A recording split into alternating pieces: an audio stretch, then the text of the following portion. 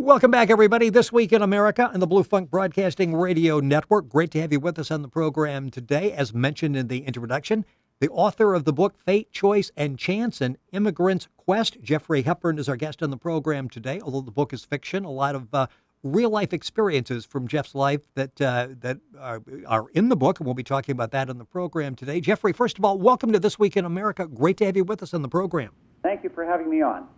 You're most welcome. And the central theme of the book, and it's something we're really going to focus on because it's something we all deal with, some better than others during the course of our lifetime, and that's the search for forgiveness and reconciliation with the past. Let's start off by talking about forgiveness. How important is it before we start forgiving other people, we forgive ourselves? Is that where it all begins, doing it ourselves?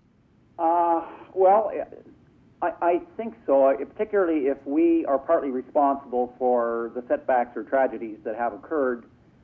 But I think it goes beyond that. In some cases, we are the innocent victims of a setback or tragedy.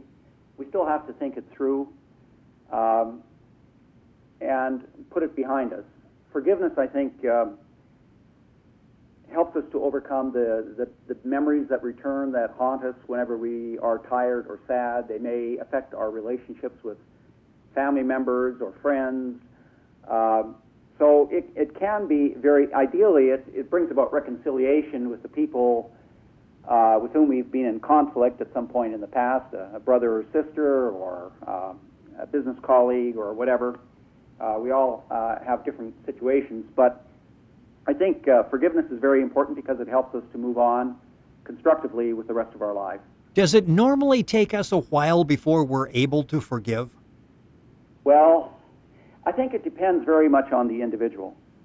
And in my book, I deal with two very different cases. The case of the father of a son who is randomly murdered in a high school.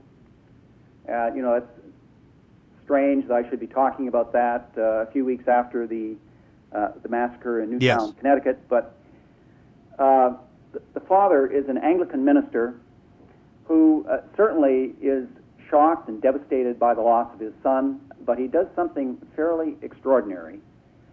After a lot of thought and prayer, he forgives the murderer of his son in a funeral service broadcast nationally in Canada, because this high school murder occurs in a small prairie town in Canada. And rather than being broken and embittered by what has happened, he devotes the rest of his life to campaigning against bullying in high school, because that was the cause of this student with the gun going on a rampage.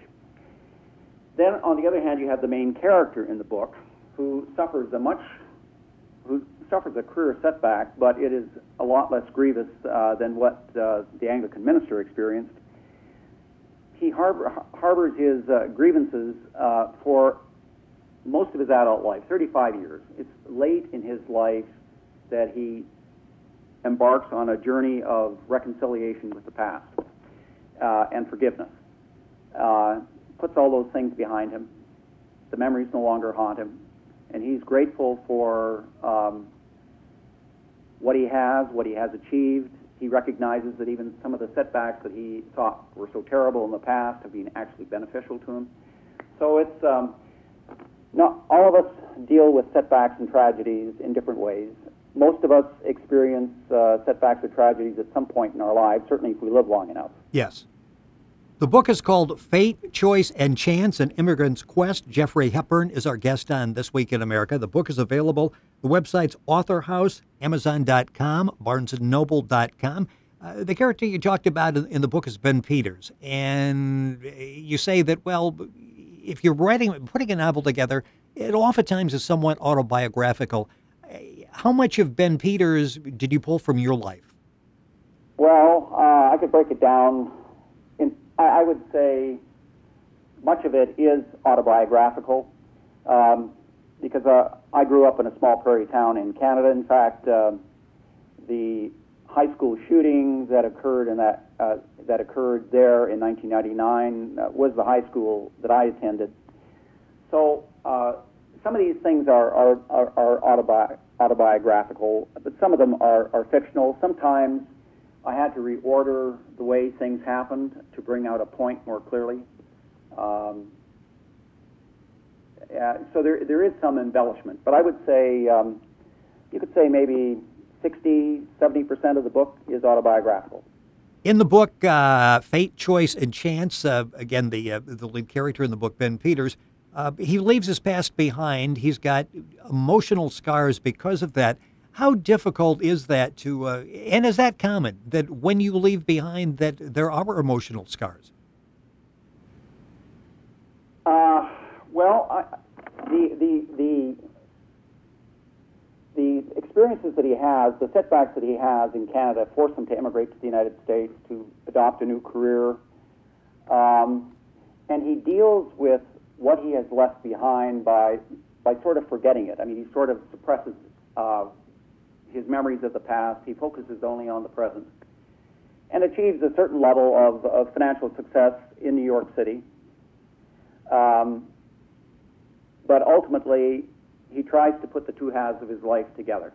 It's, I think many people who experience trauma, I mean, I heard about a Korean War veteran who never overcame the experiences he had in the war. The scars that he experienced were most visible at nighttime when he would cry out in the middle of his sleep.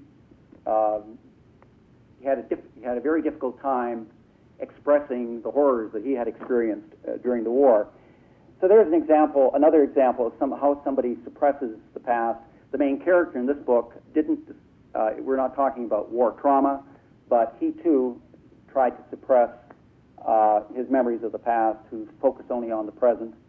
But it had a negative impact on his relationships with his family. He became estranged from his family, from the country of his birth.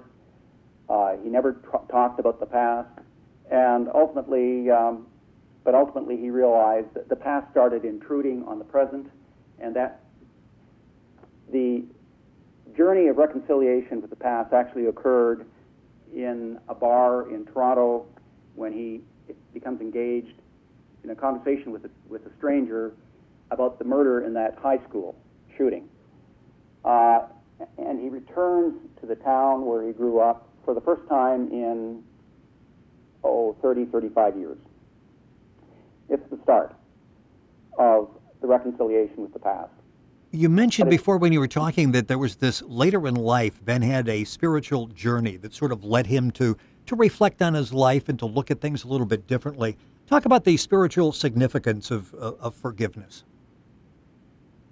Well, I think the central element of or a central theme in Christianity is forgiveness. I mean, that's this is, I think, was why the Anglican minister was able to forgive the murder of his son. And I think in the case of the main character in this book, he undergoes this spiritual journey when he was a young man. Or as a child, he stopped going to church. He toyed with agnosticism, atheism, when he was a college student. It was only when he started experiencing, I mean, this was a rather brilliant student for whom things came relatively easily in the early stages of his life. But when he experiences these setbacks, he begins a spiritual journey. It's not just a reconciliation with the past, it's also a reconciliation with his religious heritage. So this reconciliation, I think, is a very important part of his ability, of his being able to forgive what happened in the past and to accept that and to move on. During that 35-year period, and you talk about, and the character in the book is Ben Peters, the book is Fate, Choice, and Chance, An Immigrant's Quest. Geoffrey Hepburn is our guest on the program, the author. The book is available online at Author House, Amazon, BarnesandNoble.com. During that 35-year period, he was able to, thought he was able to compartmentalize. He was able to sort of set that in the past and go forward. But how much emotional baggage do you carry with you when you go through that period? Are you ever able to really clear that from your mind? I would think that those are sort of unresolved issues. You can never forget the past. Yeah. But it no longer controls you. And you can go on, be more constructive with your life, do something constructive with your life. The past no longer controls you. You mentioned the minister in the beginning that after his son died, he's in this televised funeral all across Canada, and he's actually able to forgive. And he devoted the rest of his life to working against bullying, which was the cause, as you mentioned, of the shooting in the first place. And people often say you look for something positive and constructive that comes out of a bad situation. How difficult is that to do? And he was a spiritual man, so I'm sure it maybe was a little easier for him. That's sort of his initial thought. But how difficult is it to do when something that dramatic has happened to you, where your son has been taken away from you, and you're thinking clearly enough to go, okay, I'm not going to let his death go in vain. I'm going to try to have something constructive come out of this. Well, the minister, I mean, he went through a trauma which lasted for days. You know, I mean, he was in tears many times. You know, he prayed with his family, he prayed with his friends. But I mean, for him, it must have been incredibly difficult. But he achieved what, for most of us, would be impossible. Even those of us who suffer much less grievous harm find it difficult at times. And sometimes the difficulty is caused by the closeness of the people with whom we are in conflict. If they are members of the family, a husband or a wife, a sister or brother, mother or father, there can be things that haunt us for many years of our lives. Prayer certainly helps. What happens? As a man, he may have been able to do what most of us would find impossible. Yes. What happens when you decide, okay, I really need to forgive, put this behind me, and move on, and the person you're trying to forgive may have passed away over the course of this interim period, or you go to them and you try to say, you know, express your forgiveness, and they want no part of it. How do you deal with it when you don't have someone on the other side? Well, then at least you've done your part. Okay. And but it's true. Forgiveness ideally leads to reconciliation, but reconciliation may not be possible because the person with whom you were in conflict has died, or may not want to have anything to do with you. Possibly, your offering forgiveness will bring about a change in the behavior of the person with whom you were in conflict, particularly if that person was the primary cause of the conflict. But in any case, if you've done your part, you can start putting it behind you. The book is Fate, Choice, and Chance, An Immigrant's Quest. Geoffrey Hepburn is our guest on This Week in America. The book is available at Amazon, Author House, barnesandnoble.com. Just a couple minutes left in the program. It's interesting because the character in the book, and I know a lot of this we talk about, maybe 65% reflects your life, but very successful in the international oil industry, moves to New York City, has great success there. And I want to talk about, you've wanted to write, I know, for some time. How difficult is it to make that decision? There are probably other people out there that are like, you know what, that's his first novel, and I really like what he's doing. How difficult is it to make that, okay, I've thought about this for a number of years. I'm just going to sit down and type a book and write a book? Well, I always enjoyed writing in college, but it was not something that I could do in my business career. In business, you write short 1-2 page memos. Sometimes you write longer reports, but you can never put your writing skills to complete use. When I retired, my daughter said to me, I really don't know a lot about your past, so why don't you write your memoirs? That's how I got started. Okay. And I wrote the story of my life, and my wife and daughter, I gave copies of my memoirs to my wife and daughter, and they said, well, parts of your memoirs read like a novel. So that's how I got started. And I thought, well, why not? I've put all this effort into writing my memoirs, so why don't I can embellish a little bit here and there, but and turn this into a novel, which I did. And it was a lot of fun, but it does absorb a lot of your time. I mean, you can get lost in writing a novel, 5 or 6 hours of a day. You sit at your computer, pecking away at the keyboard, and you're living in this alternative universe, and you suddenly realize at the start that you haven't had lunch. You're not even aware that you're hungry. If you don't have a cat and a dog, there's nobody to bother you. Then there are, but you never really get away from a book. It can become an obsession. You wake up in the middle of the night for whatever reason, and you start thinking about your book. A chapter that you've already written, which should be rewritten because it doesn't say exactly what you want to say, or you think about the next chapter. It can be a lot of fun. For me, it's and I'm thinking now about my second novel, what I want to write about. So it'll keep me busy for a few years longer, I would think. Well, it's an excellent first novel, Fate, Choice, and Chance. It's a great story. We talked a lot about forgiveness and reconciliation, and we'll get you thinking about and maybe open up some opportunities for you to go back and maybe take something that happened negatively in your life you've been carrying around for a number of years and go back and actually rectify and reconcile. We hope that's the case. The book is...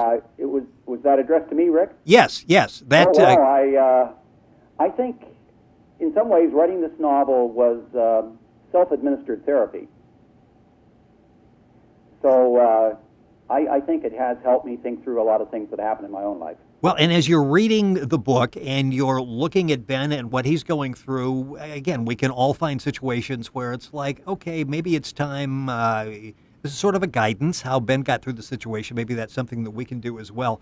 The book is Fate, Choice, and Chance, An Immigrant's Quest. Geoffrey Hepburn has been our guest on the program. The book is available online at Amazon, Author House, and BarnesandNoble.com. And, of course, at our website, thisweekinamerica.us. You can log on and link on to the information on the book and actually order the book online as well. Geoffrey, thank you so much. Congratulations on an excellent first book. We'll have you back for book number 2. No pressure, but we'll have you back for book number 2. Thank you for joining us on the program. Thank you. Thank you. Same to you. You're listening to This Week in America and the Blue Funk Broadcasting Radio Network.